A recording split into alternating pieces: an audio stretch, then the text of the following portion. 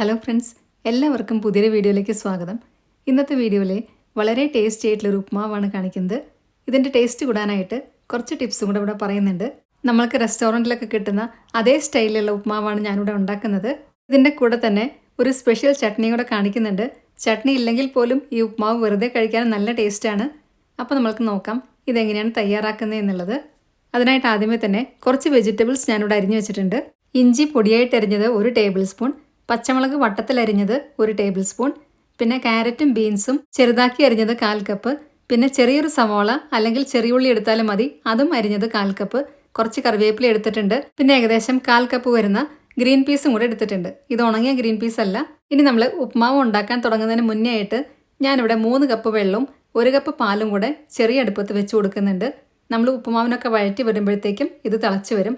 തിളച്ച വെള്ളം വേണം നമ്മൾ ഒഴിക്കാനായിട്ട്. ഇനി ഇത് ഉണ്ടാക്കാനായിട്ട് കുറച്ച് വലിയ പാനാണ് ഞാൻ എടുത്തിരിക്കുന്നത്. ഇത് കയ്യിലോട്ട് തെറിക്കാതിരിക്കാൻ വേണ്ടിയിട്ടാണ് ഞാൻ കുറച്ച് വലിയ പാൻ എടുത്തിട്ടുള്ളത്. അതിനകത്തേക്ക് ആദ്യമേ തന്നെ 1 ടേബിൾ സ്പൂൺ വെളിച്ചെണ്ണ അല്ലെങ്കിൽ നെയ്യ് ഒഴിച്ചു കൊടുക്കാം. നെയ്യാണെങ്കിൽ ഒന്നും കൂടെ ടേസ്റ്റ് ആയിരിക്കും. ഇനി അത് ചൂടായിട്ട് വരുമ്പോൾ 1 ടീസ്പൂൺ കടുക് ഇട്ട് കൊടുക്കാം. കടുകെല്ലാം നന്നായി പൊട്ടി വന്നതിന് ശേഷം 1 ടീസ്പൂൺ കടലപ്പരിപ്പ് ഇട്ട് കൊടുക്കാം. കടലപ്പരിപ്പ് ഇടയ്ക്ക് കടിക്കാൻ കിട്ടുന്നത് ഉപ്പുമാവിൻ്റെ ടേസ്റ്റ് കൂട്ടും. ഇനി വേണ്ടത് ഉഴുന്നുപരിപ്പാണ്. ഉഴുന്ന് പകുതിയായിട്ടുള്ളതാണ് ഞാൻ ഇട്ട് കൊടുത്തിട്ടുള്ളത്. മുഴുവനായിട്ടുള്ള ഉഴുന്നല്ല ഇട്ട് കൊടുക്കുന്നത്. അതും 1 ടീസ്പൂൺ ഇട്ട് കൊടുത്തിട്ടുണ്ട്. ഇനി 1 ടേബിൾ സ്പൂൺ അണ്ടിപ്പരിപ്പും കൂടി ഇട്ട് കൊടുക്കുന്നുണ്ട്. ഇത് ഓപ്ഷണലാണ്. അണ്ടിപ്പരിപ്പ് ഇട്ട് കൊടുത്താൽ കുറച്ചും കൂടെ ടേസ്റ്റ് ആയിരിക്കും. ഇനി ഇതെല്ലാം കൂടെ ചെറിയ തീയിൽ കുറച്ച് നേരം ഒന്ന് ഇളക്കി കൊടുക്കുക. അണ്ടിപ്പരിപ്പൊക്കെ ചെറുതായിട്ട് മൂത്ത് വരുമ്പോൾ ഇതിനകത്തേക്ക് 3 ഉണക്കമുളകും കൂടി ഇട്ട് കൊടുക്കുന്നുണ്ട്. വീണ്ടും കുറച്ച് നേരം കൂടി ഒന്ന് ഇളക്കി കൊടുക്കുക. അണ്ടിപ്പരിപ്പിൻ്റെയൊക്കെ കളർ ചെറുതായിട്ട് മാറി വരാൻ തുടങ്ങും. ആ ഒരു സമയത്ത് നമ്മൾ അരിഞ്ഞു വെച്ച ഇഞ്ചിയാണ് ഇട്ട് കൊടുക്കുന്നത്. 1 ടേബിൾ സ്പൂൺ ഇഞ്ചി പൊടിയായിട്ട് അരിഞ്ഞതാണ് ഇട്ട് കൊടുത്തിട്ടുള്ളത്. ഇനി ഇട്ട് കൊടുക്കുന്നത് പച്ചമുളക് വട്ടത്തിൽ അരിഞ്ഞത് 1 ടേബിൾ സ്പൂൺ, പിന്നെ വേണ്ടത് ചെറിയ ഉള്ളി അരിഞ്ഞത് അല്ലെങ്കിൽ സവാള അരിഞ്ഞത്, അത് 1/4 കപ്പാണ് ഇട്ട് കൊടുത്തിട്ടുള്ളത്. കൂടെ തന്നെ 1 തണ്ട് കറിവേപ്പിലയും കൂടി ഇട്ട് കൊടുത്തിട്ടുണ്ട്. ഇനി ഇതെല്ലാം കൂടെ കുറച്ച് നേരം ഒന്ന് വഴറ്റി കൊടുക്കുക. നമ്മൾ ഇട്ട് കൊടുത്ത ഇഞ്ചിയും പച്ചമുളകും സവാളയൊക്കെ നല്ലപോലെ വഴന്ന് വരും. അത്രയും സമയം ഇതൊന്ന് വഴറ്റി കൊടുക്കാം. ഒരുപാട് ബ്രൗൺ കളറൊന്നും ആകേണ്ട ആവശ്യമില്ല. ഇനി അതിലേക്ക് ഗ്രീൻ പീസാണ് ഇട്ട് കൊടുക്കുന്നത്. 1/4 കപ്പ് ഗ്രീൻ പീസ് ഇട്ട് കൊടുത്തിട്ടുണ്ട്. ഇത് ഉണങ്ങിയ ഗ്രീൻ പീസ് അല്ല.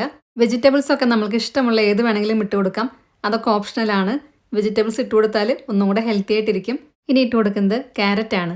അതും 1/4 കപ്പ് അരിഞ്ഞതാണ് ഇട്ട് കൊടുത്തിട്ടുള്ളത്. വേവ് കൂടുതലുള്ള വെജിറ്റബിൾസ് ആണ് ആദ്യം ഇട്ട് കൊടുക്കുന്നത്. ഇനി മറ്റൊരു കാര്യമുള്ളത്, ഇതിനകത്ത് നമ്മൾ ക്യാരറ്റും ബീൻസും ഗ്രീൻ പീസും എല്ലാം ഇട്ട് കൊടുത്തു കഴിഞ്ഞാൽ ഇതുണ്ടാക്കി കഴിയുമ്പോൾ കാണാനും നല്ല ഭംഗിയായിരിക്കും. അടുത്തതായിട്ട് ഇട്ട് കൊടുക്കുന്നത് ചെറുതായിട്ട് അരിഞ്ഞ ബീൻസാണ്. ഇതും കൂടി ഇട്ട് കൊടുത്തതിന് ശേഷം എല്ലാം കൂടെ കുറച്ച് നേരം വഴറ്റി കൊടുക്കുക. ഇത് ചെറിയ തീയിൽ വെച്ച് വഴറ്റി കൊടുത്താൽ മതി. അപ്പോൾ ഇത് പെട്ടെന്ന് വെന്തും കിട്ടും. ഇനി ഇത് പെട്ടെന്ന് വേവാൻ വേണ്ടിയിട്ട് കുറച്ച് ഉപ്പും കൂടി ഇട്ട് കൊടുക്കുന്നുണ്ട്. 1/2 ടീസ്പൂൺ ഉപ്പാണ് ഈ സമയത്ത് ഇട്ട് കൊടുക്കുന്നത്. നമ്മൾ നേരത്തെ അവിടെ പാലും വെള്ളവും കൂടെ തിളപ്പിക്കാനായിട്ട് വെച്ചിട്ടുണ്ടായിരുന്നു. അത് തിളച്ച് കഴിഞ്ഞാൽ അതിനകത്തേക്ക് നമ്മൾക്ക് ഉപ്പിട്ട് കൊടുക്കണം. അതുകൊണ്ട് 1/2 ടീസ്പൂൺ ഉപ്പ് മാത്രം ഇപ്പോൾ ഇട്ട് കൊടുത്താൽ മതി. പിന്നെ ഇതിനകത്തേക്ക് വെള്ളം ഒഴിച്ചിട്ട് വെജിറ്റബിൾസ് വേവിച്ച് കഴിഞ്ഞാൽ ഇതിൻ്റെ ടേസ്റ്റ് കുറച്ചൊന്ന് മാറും. അതുകൊണ്ട് ഞാനിവിടെ ചെറിയ തീയിൽ ഇതേപോലെ വഴറ്റിയിട്ടാണ് ഇത് വേവിക്കുന്നത്. ഇനി ഇങ്ങനെ ഇളക്കി കൊടുക്കാൻ സമയമില്ലാത്തവരാണെങ്കിൽ തീ നന്നായി കുറച്ച് വെച്ചതിന് ശേഷം അടച്ചു വെച്ച് 2 മിനിറ്റ് വേവിച്ചാൽ മതി. ചെറിയ തീയിൽ അടച്ചു വെച്ച് കഴിഞ്ഞാൽ വെജിറ്റബിൾസ് തന്നെ കുറേശ്ശെ വെള്ളം ഇറങ്ങി വന്നോളും. അതുകൊണ്ട് വെള്ളം തീരെ ഇതിനകത്ത് ഒഴിക്കരുത്. ഇപ്പോൾ ഇതെല്ലാം നന്നായി വഴന്നു വന്നിട്ടുണ്ട്. ഇനി നമുക്ക് ഇതിനകത്ത് ഇട്ട് കൊടുക്കാനുള്ളത് 1 കപ്പ് റവയാണ്. ഞാനിവിടെ എടുത്തിരിക്കുന്നത് വറുത്ത റവയാണ്. വറുത്ത റവ എടുത്താലും നമ്മളിത് 2 മിനിറ്റ് ഒന്ന് വഴറ്റി കൊടുക്കണം.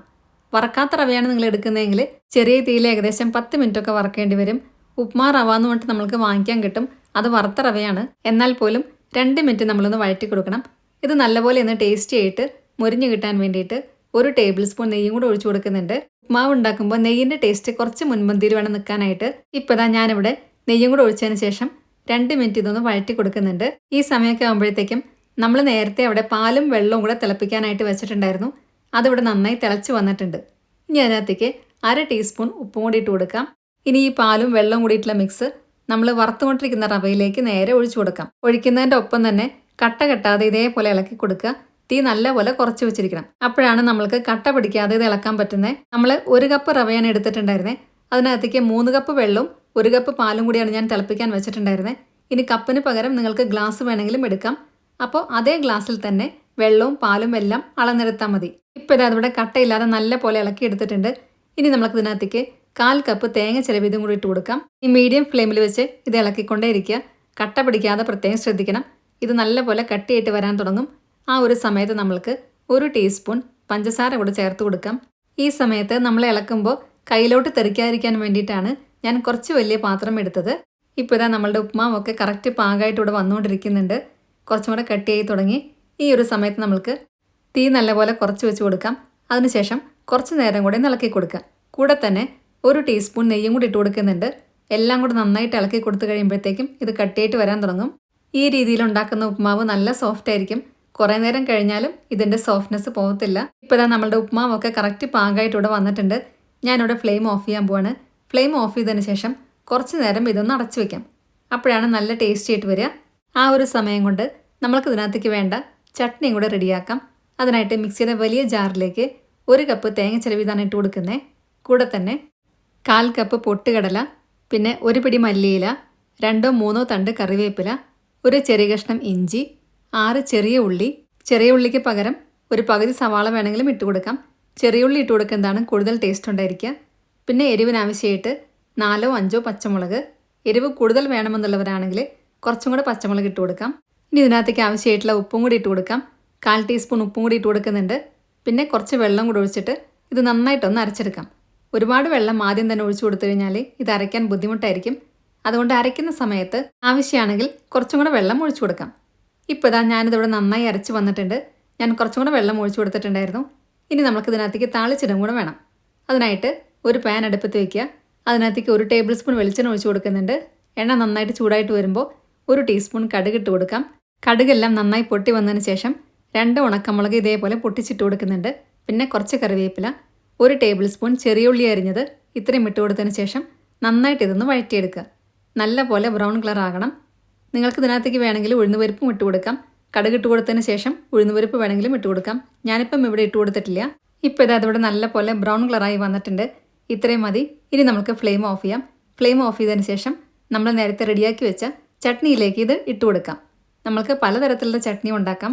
തക്കാളി ചട്നി ആണെങ്കിൽ അത് കുറച്ച് റെഡ് കളറിലായിരിക്കും ഉണ്ടായിരിക്കുക. ഈ ഒരു ചട്നി നമ്മൾക്ക് ഇതിൻ്റെ കൂടെ നല്ല കോമ്പിനേഷനാണ്. താളിച്ചതും കൂടി ഇട്ട് കൊടുത്തതിന് ശേഷം എല്ലാം കൂടെ ഇളക്കി കൊടുക്കുന്നുണ്ട്. ഇപ്പം നമ്മൾ ഉപ്മാവ് അടച്ചു വെച്ചിട്ട് കുറച്ച് സമയമായിട്ടുണ്ട്. നമ്മൾ ഫ്ലെയിം ഓഫ് ചെയ്തിട്ടാണ് അടച്ചു വെച്ചിട്ടുണ്ടായിരുന്നത്. ഇപ്പോൾ ഇത് കറക്റ്റ് പാകമായിട്ട് വന്നിട്ടുണ്ട്. ഇനി നമുക്ക് ഈ ചട്നിയുടെ ഒപ്പം ഇത് സെർവ് ചെയ്യാം. നല്ല ടേസ്റ്റി ആയിട്ടുള്ളൊരു ഉപ്മാവാണിത്. ചട്നി ഇല്ലെങ്കിൽ പോലും നല്ല ടേസ്റ്റാണ് ഇത് കഴിക്കാനായിട്ട്. ഈ രീതിയിൽ നിങ്ങൾ ഉണ്ടാക്കി നോക്കിയിട്ടില്ലെങ്കിൽ ഒരു പ്രാവശ്യമെങ്കിലും ഇതേപോലെ ഒന്ന് ഉണ്ടാക്കി നോക്കണം. ഉപ്മാവ് ഇഷ്ടമില്ലാത്തവർ പോലും കഴിച്ചു പോകും. അത്രയും ടേസ്റ്റാണ് ഇതിന്. അപ്പം എല്ലാവർക്കും ഇന്നത്തെ വീഡിയോ ഇഷ്ടമായി എന്ന് വിചാരിക്കുന്നു.